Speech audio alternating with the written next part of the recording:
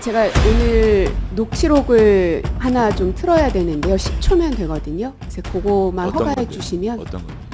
그럼 미리 좀 말씀해 주시지. 뭐 어떤 말이에요? 어떤 건지 이제 질의를 들어가야지. 아니 그러니까 설명을 이제 하면 아니 그럼 질의 무슨 내용을 중간에 얘기하는 게 그냥 아니고 아니 그거는 제가 승인할 수가 없죠. 네. 아니 제목이 뭔데요? 누구 녹취록인데요? 제목? 네. KBS 내부에서의 발언입니다. 그거는 신뢰성이 보장된 거 아니지 않습니까? 확실한 거. 글쎄. 아니 왜냐하면 자막으로만 하면 제가 말을 만들어낸 걸로 오인하실 수 아니요, 있잖아요. 그렇지는 않을 그리고 겁니다. 어차피 공개될 수밖에 없는 내용이거든요. 그러니까. 근데 이제 위원장께서 허락을 안 해주시면 오히려 더 이게 안 좋게 보여질 수 있으니. 아니 근데 예를 들어서 10초면 됩니다. 어떤 사람이 그 시간 안에 할 겁니다. 어떤 사람, 그러니까 고민정 의원님은 충분히 면책 특권이 계신 분인데 이분은 육성으로 이렇게 되는 거는 그러니까 굉장히 오해의 그 문제 소지가 없습니다. 그 그냥 문제 하시죠. 없으니까 하는 겁니다. 그냥 하시죠. 그냥 하시죠. 자, 7분을 예. 주시면. 그 전에 그 마이크를 좀 하나 준비를 해주실래요? 앞에 나오시려면 시간이 자꾸 많이 걸려서. 예, 핸드 마이크 준비해 주십시오. 네, 보도본부장, 그 다음에 편성본부장, 라디오 센터장에게 하나씩 좀 답변을 드려야 되니까 마이크를 옆에서 준비해 주시면 좋겠습니다. 웬만하면 결산안에 관련된 질의 부탁드립니다.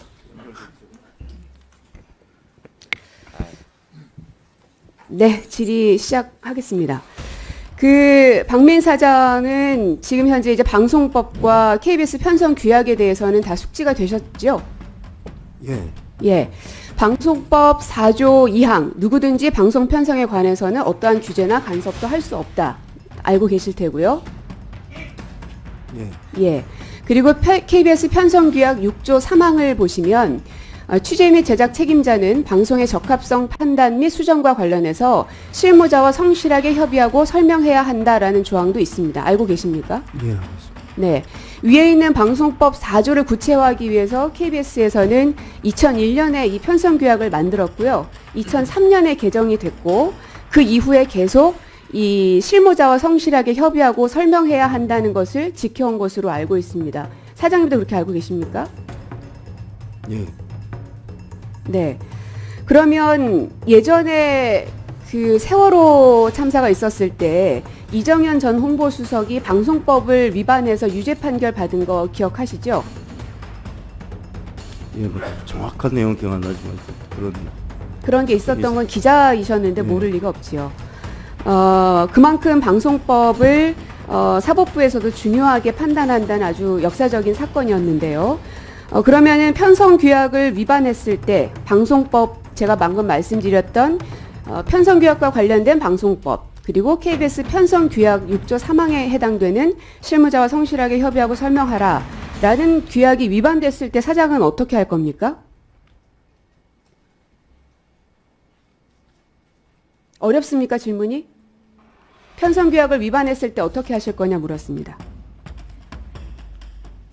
그리고 위반의 주체가 누구지 또 어떤 방식으로 위반한지에 대해서 내용도 알지 못한 상황에서 사장이 어떻게 하라고. 편성규약을 위반했을 시 당연히 징계가 가야 되겠죠. 아닙니까? 징계 안 할 수도 있습니까? 사장이 마음대로?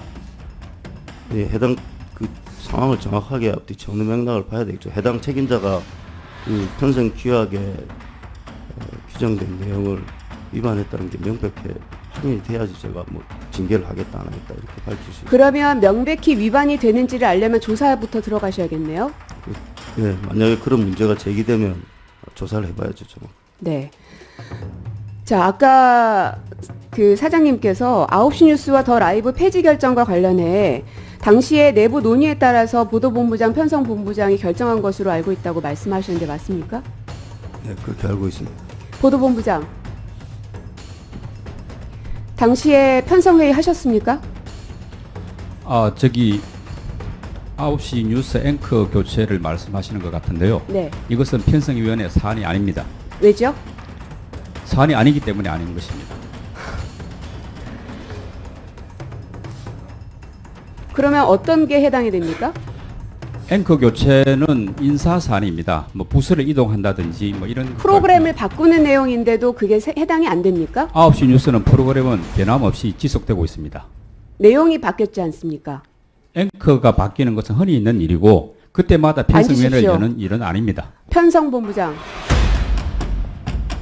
네. 더 라이브 폐지는 어떻게 편성회의 하셨습니까? 더 라이브 폐지는 그 당시에는 그 코비스 게시를 통해서 사내 인트라망인 코비스 게시를 통해서 편성 변경을 한 겁니다. 그러니까 바로 폐지가 된 것은 아니고요. 그러면 어쨌든 폐지가 됐는데 거기에 관련한 편성회의를 하셨냐고요? 편성 회의는 그 산하 부장단하고 했습니다. 누구누구를 하셨습니까? 그 이름을 못 말하면 직책만 얘기하십시오. 저기 잠깐만요. 죄송하지만 잠깐만요, 사장님. 묻지 않았습니다. 누구누구 하셨습니까? 아니 그 구체적인 거 누구 사장님 뭐 하시는 거니까 지금? 아니 편성의 잠깐만 이거 독립 멈춰 주십시오. 멈춰 주세요. 이거는 해결해 주십시오. 사장이 지금 국회의원이 묻는 질문에 대해서 답변을 하지 말라고 지시를 내리다니요? 이게 아니, 말이 그 됩니까? 답변 자체가 방송국과 편성 규약의 위반일 수 이야기 있습니다. 한번 들어보시고. 아니 이게 말이 되냐고요? 저분이 지금 위원장입니까? 과방위? 얘기를 하지 말라고 말을 막다니요? 예전에 그 고대영 사장이 나와가 저런 식으로 답변하지 마 이런 식으로 해가지고 문제가 된 적 있는 거 기억하시죠? 아니, 뭐 하는 제가 관련해서 말씀드릴 기회를 주시면 말씀하겠습니다. 거예요? 지금 답변하는 게 아니잖아요. 자, 편성 그냥 답변하세요. 나중에 답변하게 할 기회를 드릴 테니까 우리 우선 우선 본부장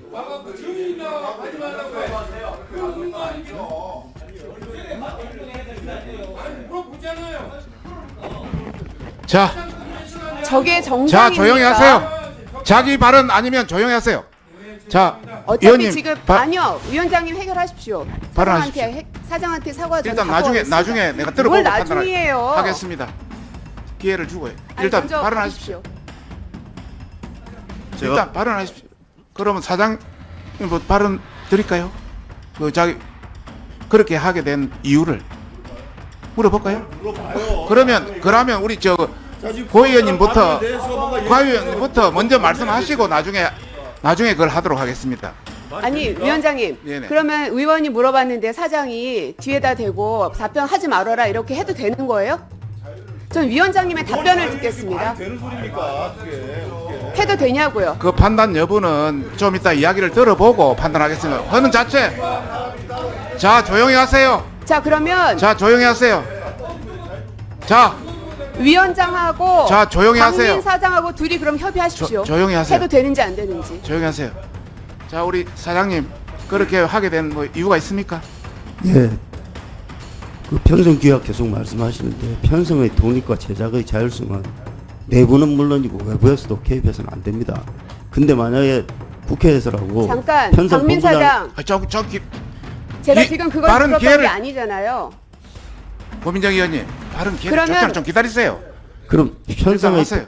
편성의 독립이라는 것은 프로그램의 개편화 진행자 이런 데 대한 내용을 편성 책임자나 관련 책임자들이 결정을 하는 겁니다. 근데 그걸 누가 했냐, 왜 했냐 이런 걸 국회에서 계속 물으시고 외부에서 계속 물어서 답하게 된다면 해당 담당자들이 어떻게 독립성을 유지하고 할 수 있겠습니까? 그래서 이 부분은 지금 박민 사장 답변을 말 하는 것이 멈추시고요. 저로서는 제가 질의 적절하지 들어갈게요. 않다고 멈추십시오. 봅니다. 예. 자 지금 들어가겠습니다. 질문하십시오. 라디오 센터장 일어나세요. 자, 편성회의라는 게 여러분들 잘 아십시오. 뭐 특정되어 박민 사장이 지금 KBS 이 방송에 대해서 경험이 없어서 그런 것 같은데요. 특정인 어떤 사람들이 특정해서 들어가는 게 아닙니다. 라디오 센터 같은 경우에는 센터장, 그리고 CP, 팀장, 그리고 실무자 이렇게 들어가죠. 맞습니까? 네, 대개는 그렇습니다. 박민 사장 아시겠어요? 이런 게 편성회의예요. 그렇지만 모르시면 해당 가만히 당시에 계십시오. 담당자가 있지 않습니까? 자, 그러면 라디오 센터장, 네, 이 편성규약은 의무조항입니까? 권고조항입니까? 의무조항으로 알고 있습니다. 맞습니다. 설명해야 한다라고 의무조항으로 돼 있습니다. 네, 만약에 이 편성 회의를 주최하지 않았을 경우에는 이 의무 조항을 위배한 것으로 보입니다. 라디오 센터에서 그런 적 있습니까? 저희는 사후 편성을 하는 경우가 매우 많습니다. 앉으십시오. 자, 앞서서 보도본부장 그리고 편성본부장은 해당 프로그램을 폐지하는 것, 그리고 해당 앵커를 교체하는 것에 대해서 편성회의를 열지 않았던 게 지금 확인이 됐습니다. 즉, 방금 라디오 센터장께서 말씀하셨지만 편성규약 6조 3항은 의무조항입니다. 그 의무조항을 지키지 않은 두 본부장에 대해서 사장은 어떠한 조치를 하는지 지켜보겠습니다. 뿐만 아니라 지금 현재 라디오 센터에서 일어났던 일을 하나 들려드리겠습니다. 시사에 인호조 진행자를 쓰는 건 아니다. 약간 이런 인식이 공유되고 있는 거거든요. 임원이나 간사간 협의된 사안 아닙니다.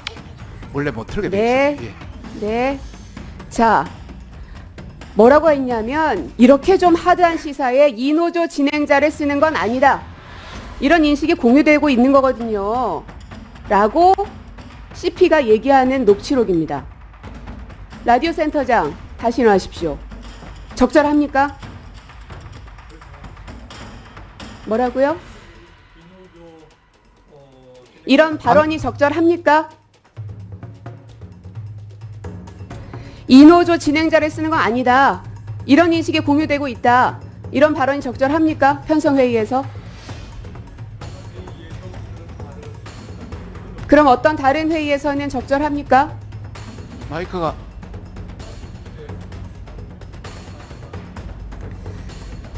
자, 지금 좌표를 찍고 마녀 사냥을 하고 있고요. 편성 규약이 정면으로 위배되고 있습니다. 이 문제에 대해서 그 해당하는 것 좀 알아라. 이렇게 말씀하시는 거는 안 된다라고 얘기를 했음에도 불구하고 해당 발언이 있었습니다. 여기에 대해서 라디오 센터장은 이제 아셨을 겁니다.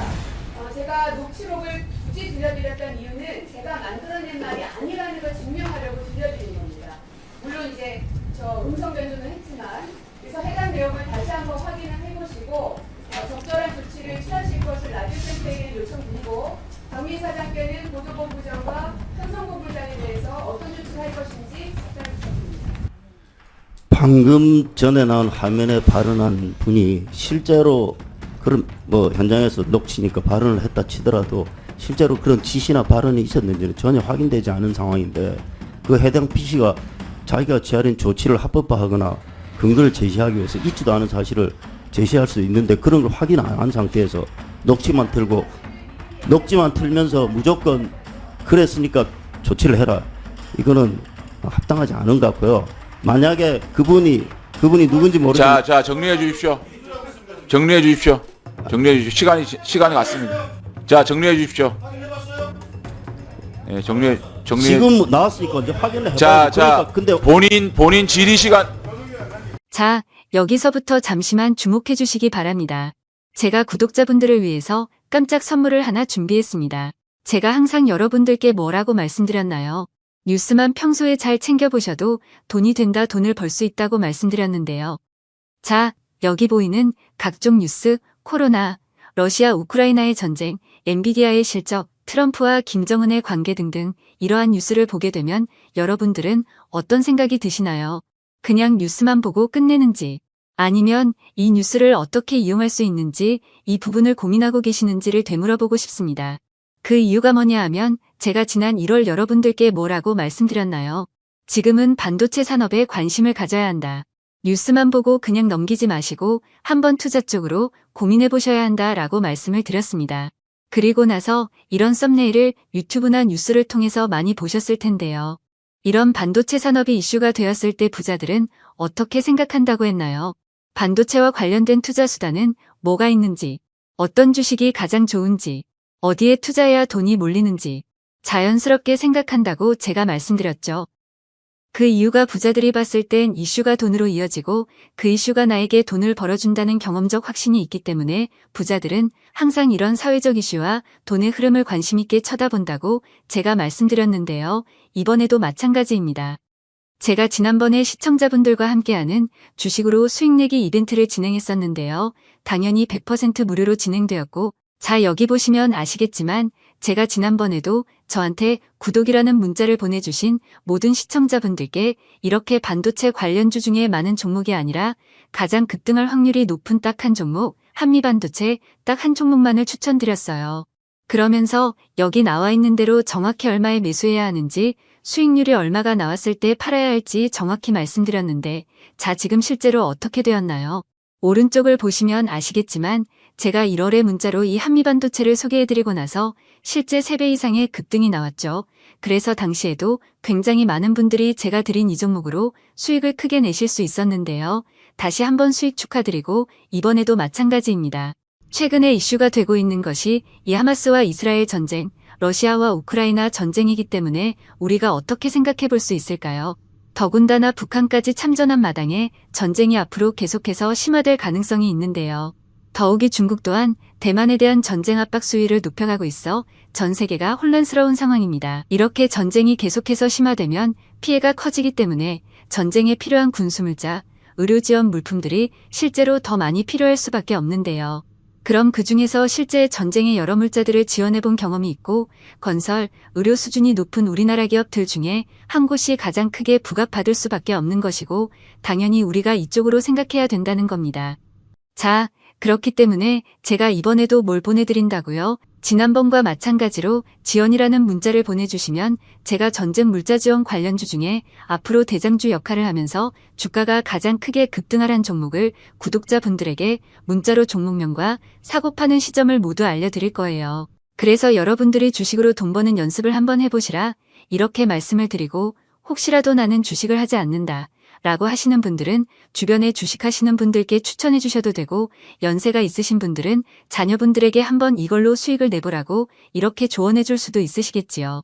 그래서 지금 이 영상을 보시는 시청자분들 중에 나도 이번 종목이 궁금하다 하시는 분들은 누구나 상관없이 어느 시간대나 상관없이 부담 없이 이렇게 위쪽 상단에 제 번호 남겨두고 있습니다. 저의 개인 번호 010-2803-3347 남겨놨고요. 지난번처럼 지원이라고 보내주시면 제가 이번에도 똑같이 무료 추천 급등주 문자를 보내드리겠습니다. 그래서 제 번호 010-2803-3347로 문자 보내주시면 여러분들이 직접 이수를 통해서 돈 버는 연습을 해보실 수 있는 것이고 제가 돈을 받는 것도 투자를 대신 해드리는 것도 아니니까 부담 없이 신청해 주시면 되는 겁니다. 그리고 수익이 나면 저는 다른 것은 바라지 않습니다. 제 채널에 좋아요, 구독 한 번씩만 눌러주시라 이렇게 다시 한번 말씀드리겠습니다.